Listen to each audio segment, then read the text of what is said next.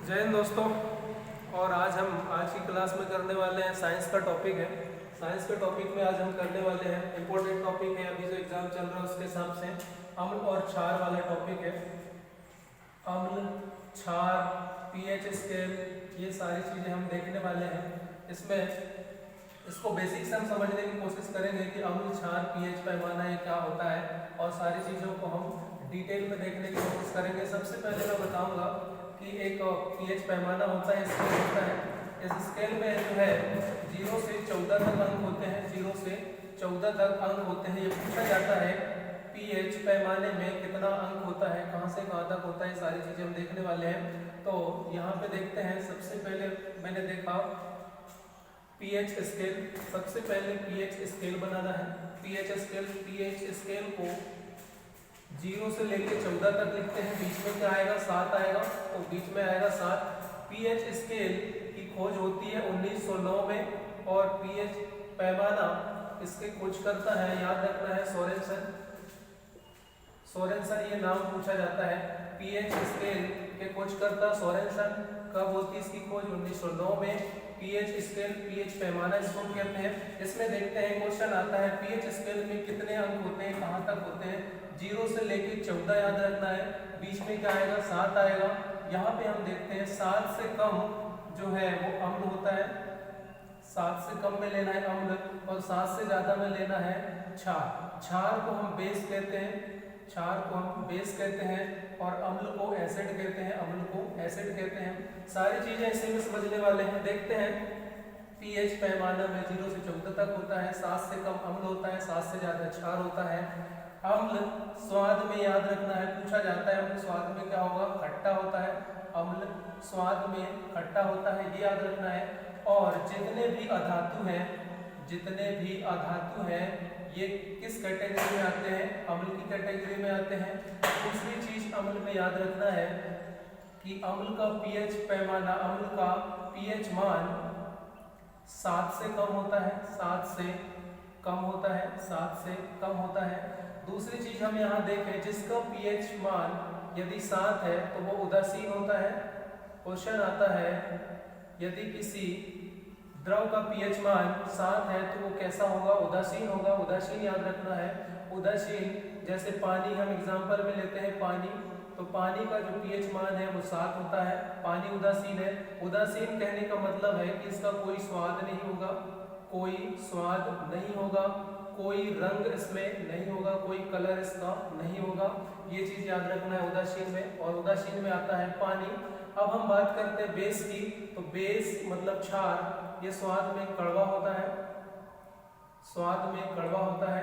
दूसरी चीज इसमें याद रखना है बेस में, क्षार में, कि जितने भी धातु तत्व हैं वो किस में आते हैं? क्षार की कैटेगरी में आते हैं। दूसरी चीज याद रखना है कि इसका जो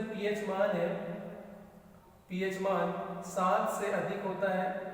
पीएच मान 7 प्लस होता है, 7 से अधिक होता है। इतनी चीजें हमने देखा। नेक्स्ट हम देखते हैं अम्ल में कि अम्ल जो है, यहाँ हम एक ट्रिक लिखने वाला हूँ मैं यहाँ पे, अनीला याद रखना है। अनीला से हमें क्या याद रखना है? पूछा जाता है।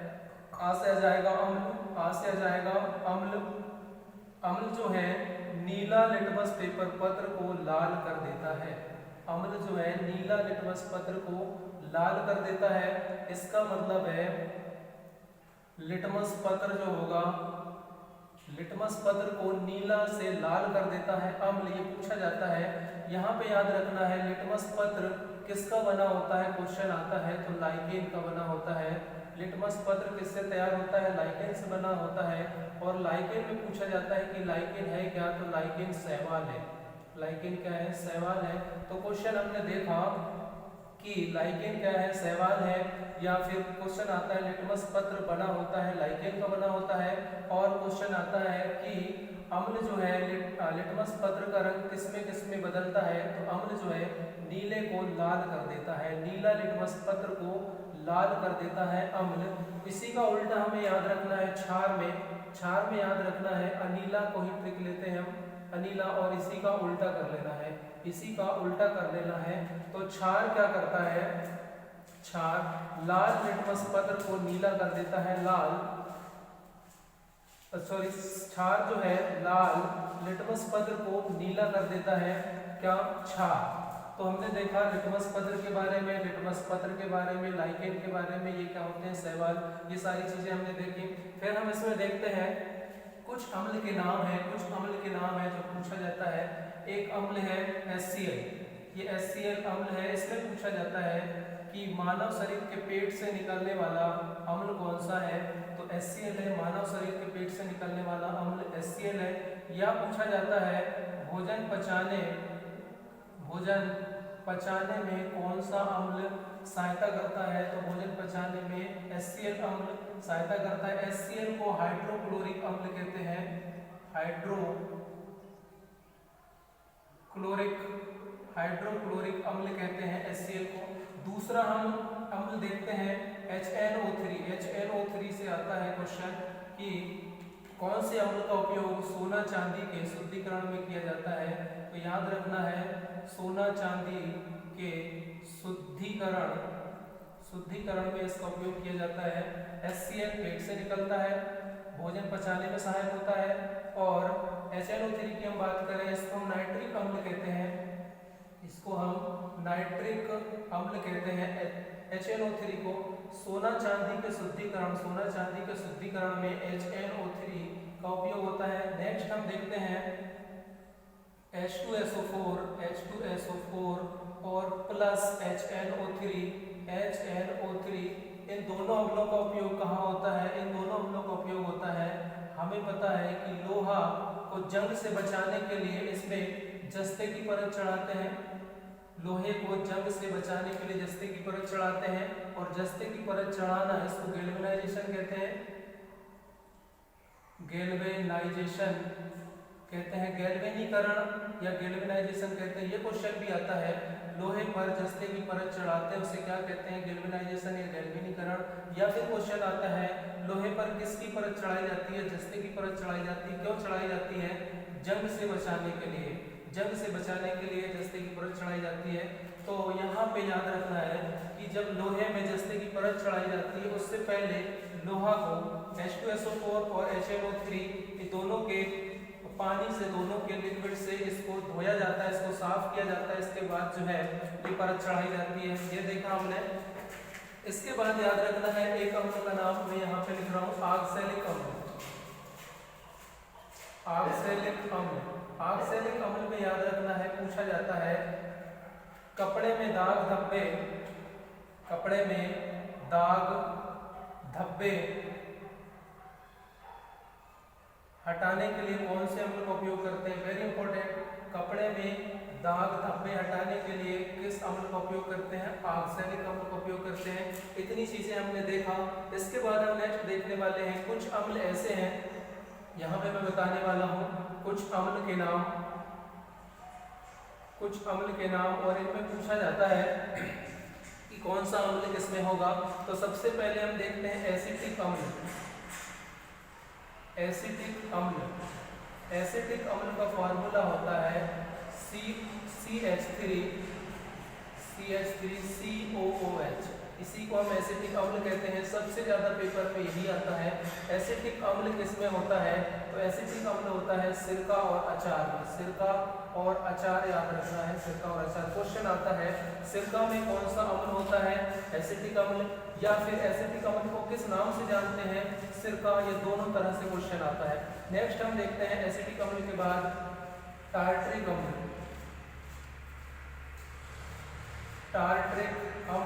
इसमें आता है, इसमें टार्ट्रिक अम्ल होगा। तो टार्ट्रिक अम्ल के लिए याद रखना है इमली और अंगूर इन दोनों खट्टे चीजों में टार्ट्रिक अम्ल होता है। इसके बाद याद रखना है सिट्रिक अम्ल। सिट्रिक को साइट्रिक अम्ल भी लिखता है, साइट्रिक अम्ल वही है। तो ये होता है संतरा,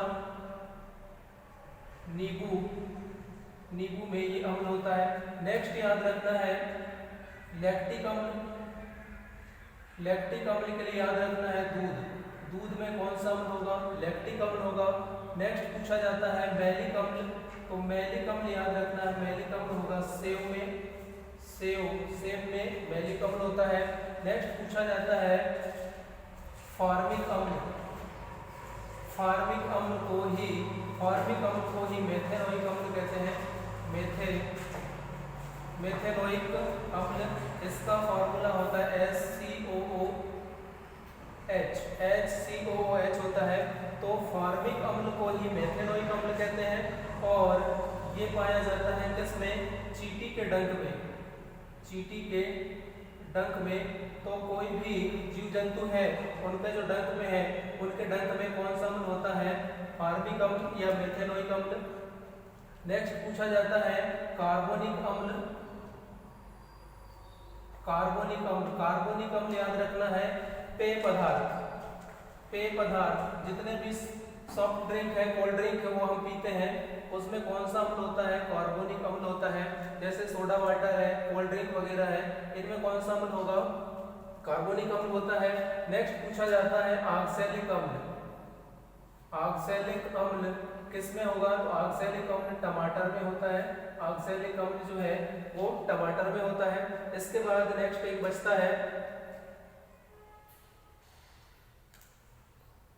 चलो इतने ही अम्ल है। तो हमने देखा ऑक्सैलिक अम्ल टमाटर, एसिटिक अम्ल सिरका, टार्ट्रिक अम्ल इमली अंगूर, सिट्रिक अम्ल संतरा और नींबू याद रखना है, लैक्टिक अम्ल दूध और मैलिक अम्ल सेव और फार्मिक अम्ल चींटी के डंक में। फार्मिक अम्ल को ही मेथेनोइक अम्ल कहते हैं। कार्बोनिक अम्ल जितने पेय पदार्थ हैं, कोल्ड ड्रिंक वगैरह, सोडा वाटर वगैरह, इसमें कार्बोनिक अम्ल। और एक अम्ल याद आया टैनिक अम्ल काय में होता है? चाय में। तो हमने देखा जितने भी अम्ल हैं किस में ये अम्ल होते हैं वो देखा। अम्ल क्षार के बारे में डिटेल में देखा कि धातु जो है वो अम्ल की कैटेगरी में आते हैं, धातु जो है क्षार की कैटेगरी में आते हैं। दूसरी चीज याद रखना है, यदि हम अम्ल से क्षार की ओर जाते हैं, तो यहाँ पे H+ आयन की सांद्रता कम होती है और 10 गुना कम होती जाती है। 10 गुना कम होती जाती है। जैसे यहाँ 1 है, यहाँ 2 होगा, यहाँ पे 3 होगा, यहाँ पे 4 होगा, यहाँ 5 6 7 इस तरह से होगा। तो यहाँ से यहाँ यदि हम जाते हैं, 3 से 4 यदि हम जाते हैं, तो H+ आयन की सांद्रता कम होती है। कितने गुना कम होती है? 10 गुना कम होती है।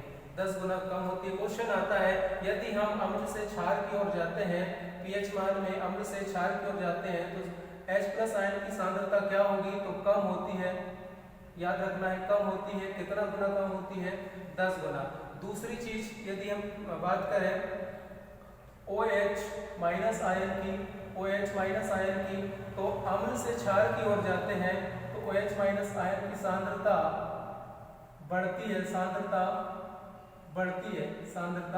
है। तो हमने देखा अम्ल से क्षार की ओर जा रहे हैं तो H+ आयन की सांद्रता कम होती है और OH- आयन की सांद्रता बढ़ती है। इसी का यदि हम उल्टा कर देंगे, क्षार से अम्ल की ओर जाएंगे तो इस तरह से इसका उल्टा कर देना है, ये पूछा जाता है, इसे भी याद रखना है। नेक्स्ट हम देखते हैं कुछ ऐसे पदार्थ हैं जिनका पीएच मान पूछा जाता है, और पीएच मानों को हम देखते हैं। सबसे पहले याद रखना है पीएच मान में पूछा जाता है जल का पीएच मान। तो जल का पीएच मान, जल तो उदासीन होता है, इसलिए जल का पीएच मान कितना होगा? 7 होगा। इसके बाद हम देखते हैं 7.4 ये आंसू और खून के आंसू हम कहते हैं, तो ऐसे याद रख लेंगे खून के आंसू होना। तो खून और आंसू का पीएच मान 7.4 होता है।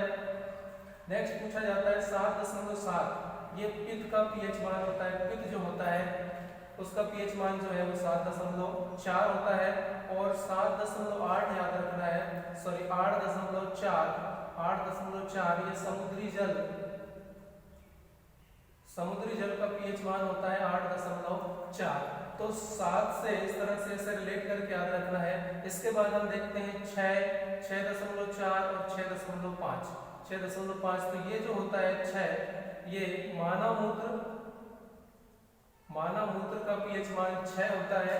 और इसके बाद दूध का पीएच मान जो है वो 6.4 होता है और लार का पीएच मान जो है वो 6.5 होता है। नेक्स्ट याद रखना है 2.2, 2.4 और 2.8। 2.2 नींबू नींबू का पीएच मान याद रखना है, और 2.4 सिरका अम्ल है तो सिरका का याद रखना है, और 2.8 शराब का पीएच मान कितना होता है 2.8। यदि हम बात करें सबसे कम पीएच मान किसका होता है, तो सबसे कम पीएच मान याद रखना है HCl हाइड्रोक्लोरिक अम्ल का पीएच मान 0.1 होता है। ये सबसे कम पीएच मान है, ये सबसे कम पीएच मान है, जो क्या है सबसे कम अम्ल है ये। नेक्स्ट याद रखना है NaOH में याद रखना है इसका पीएच मान होता है 14, इसका पीएच मान होता है 14। तो सबसे अधिक पीएच मान किसका होता है NaOH का, सोडियम हाइड्रोक्साइड का होता है। सबसे कम HCl, सबसे अधिक NaOH, मतलब ये अम्ल है और ये क्षार है, ये मजबूत अम्ल है और ये मजबूत क्षार है।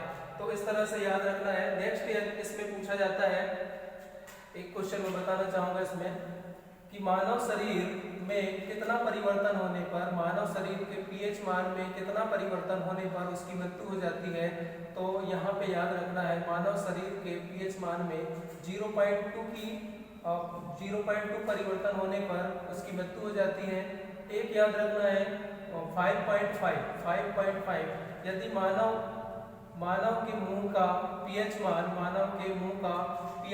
5.5 से कम हो जाता है, मुंह का पीएच मान 5.5 से कम हो जाता है, तो यहाँ पे दांतों का क्षय होने